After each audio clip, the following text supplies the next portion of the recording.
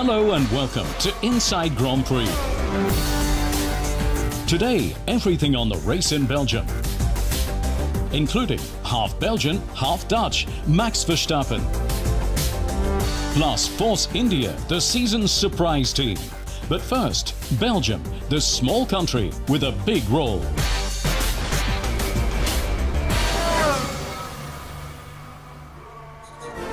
Belgium, 10.4 million inhabitants.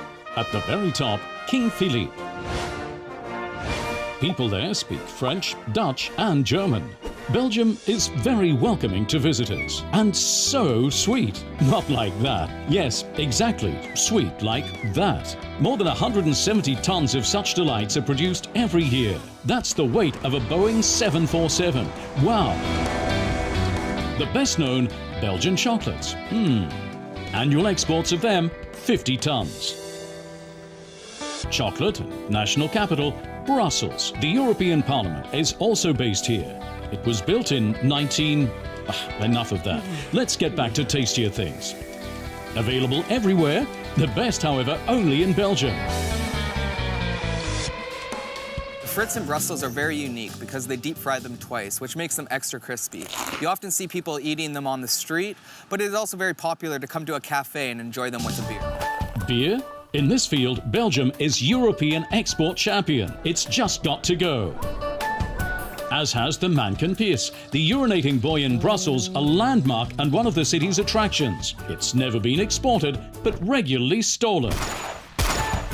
Just like victory in the Belgian Grand Prix, it's a race a Belgian has never won. As we said, Belgium is very welcoming to visitors. Now, the Dutch prodigy, Max Verstappen.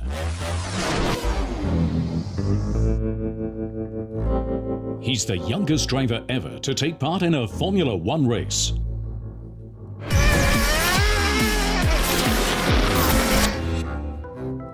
He's the youngest driver ever to score points in a Formula One race.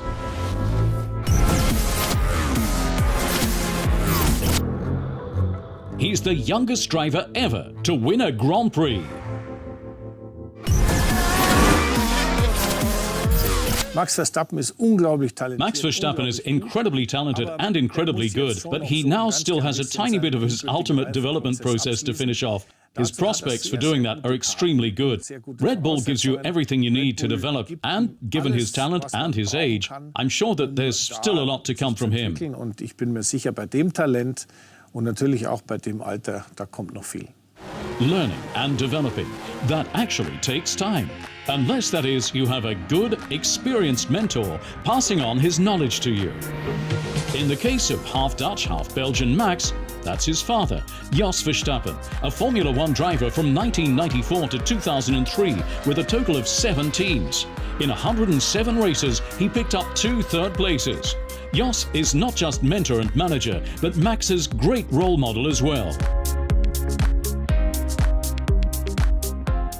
I think that's my dad, yeah, because we always worked together from a very young age, and of course he was in Formula One himself, so yeah, he taught me a lot of things to how to become a Formula One driver from a very young age, and still now he's a big help to me. Max Verstappen began at the Young Guns Talent Factory, the Scuderia Toro Rosso, in 2015. However, after the 4th race of 2016, Red Bull decided to upgrade the youngster to top team driver. He now drives alongside Daniel Ricciardo, for whom the Flying Dutchman is definitely a greater rival than Max's predecessor ever was. Max is a serious F1 driver, and that's it's actually really good for me. I think it's definitely a good motivation. And I said, when I joined Red Bull, I wanted, I came against Seb, and I wanted to come against the best and challenge myself. And now Max is the newest challenge for me, and I think he's a big one. So I think in a way it's good that he's having this success, because if I can get on top of that, then it's only good for me and probably for both of our careers.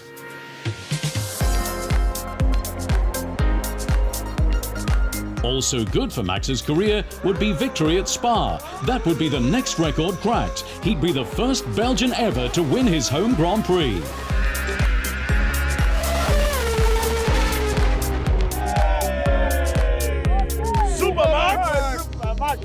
Spa is what I like, first of all, because the track layout is very cool and it's my home track. So, during his career, there are still a few records he can break, and break them he undoubtedly will. Now, Force India, the year's most improved team. Nobody ever really reckoned with them, until now. Sahara Force India keeps surprising everybody with top performances. In the hunt for points and podium places, the British Indian underdogs are now clearly ahead of financially strong rivals like McLaren and Renault.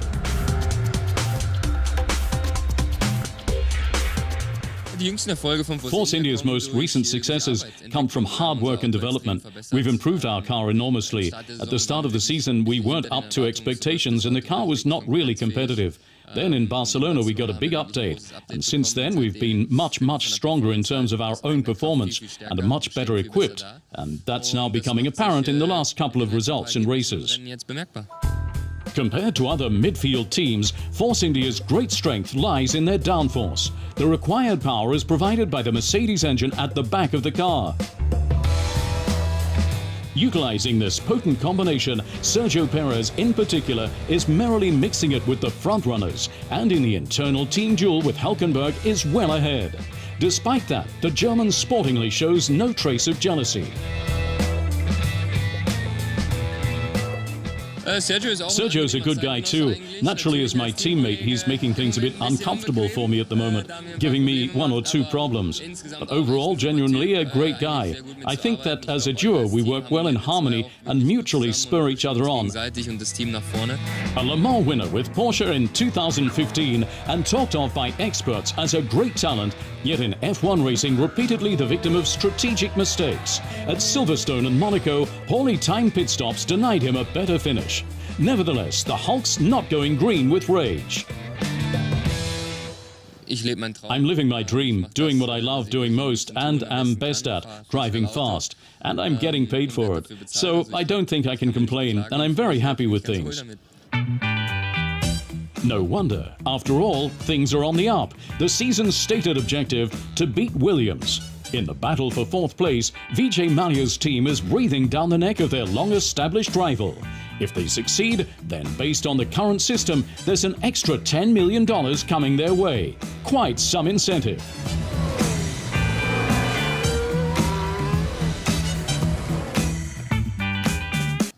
We're getting there, but to become a top team is still going to take a long time. At the end of the day, it's also still difficult, as we're a bit lacking in terms of finance. We don't have such deep pockets as the car manufacturers. But at the moment, that's not even our aim or our aspiration. We simply want to progress. We simply want to continue at a good level and to perform there, where we are now. I think that itself would be a very decent outcome for us. A large part of the development work is already geared towards 2017. There will therefore not be any more particularly big updates this year. Nevertheless, the team is highly motivated and has tasted blood. Now the question is simply, when will the first victory come? I'd like to know that too. I hope that we won't have to wait all that long. Personally, I have nothing against that. The sooner the better. We're working on it non-stop and constantly trying to do our best. Ultimately, I think time will tell. Die Zeit wird zeigen.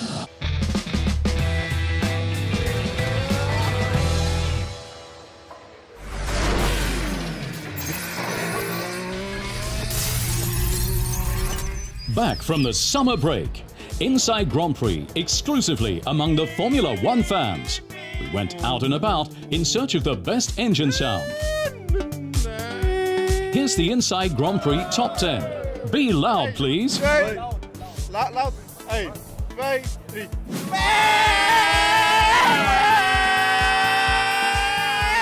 Phew, almost too loud, but passionate at least. Red Bull's engine is not sounding quite right. In 8th place, Italian horsepower. Nico and Lewis unusually battling for 7th. girl power at 6. 5th place for sound teamwork. Unloved, 4th place again for Ferrari. And there's still some puff left.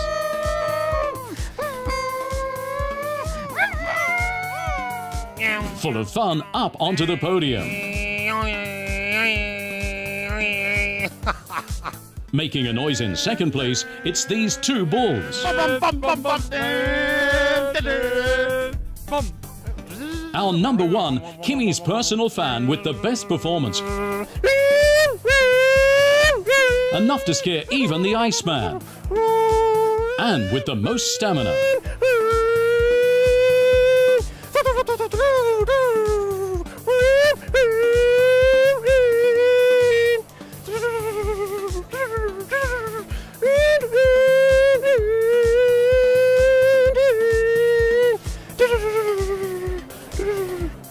Congratulations! And now, everyone together.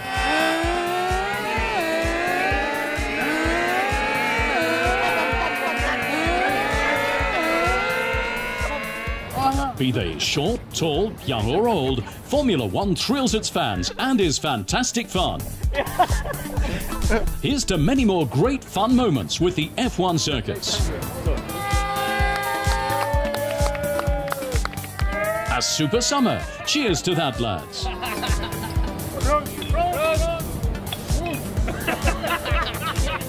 During the summer break, the team garages were empty and deserted. Work banned. Holidays allowed. Drivers trying to balance on the water or cheering on their girlfriend in the water.